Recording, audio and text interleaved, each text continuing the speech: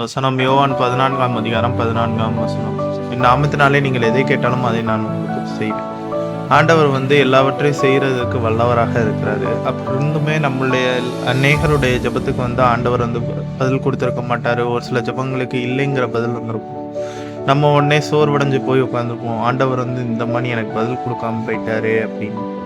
ஆனா நல்லா யோசிச்சு பார்த்தோம்னா, தாவீதுக்கு அவனுடைய பிள்ளை பிழைக்கும்படி அவன் ஜெபம் பண்ணியிருப்பான். அந்த இதுக்கு ஆண்டவர் பதில் கொடுத்துருக்க மாட்டாரு, இல்லைன்னு சொல்லியிருப்பாரு. அதே மாதிரி எலியாவின் ஜெபத்துக்கு அவர் ஆம்னு பதில் சொல்லி அந்த பலியை அங்கீகரித்திருப்பாரு. இந்த மாதிரி பைபிள்ல அநேக கேரக்டருடைய ஜெபத்துக்கு ஆம்ங்கிற பதில் வந்திருக்கு. நிறைய கேரக்டரோட ஜெபத்துக்கு இல்லைன்னு பதில் வந்திருக்கு. அது போல நம்முடைய பிள்ளைக்கு என்ன தேவைங்கிறது நம்முடைய தகப்பனுக்கு நல்லாவே தெரியும். அதன் காலத்தில் நேர்த்தியா எல்லாவற்றையும் செய்கிற தேவன். அவர் என் நாமத்தினாலே நீங்க கூப்பிடும் போதுல அவர்கள் மத்தியில வாசம் செய்கிற தேவன்.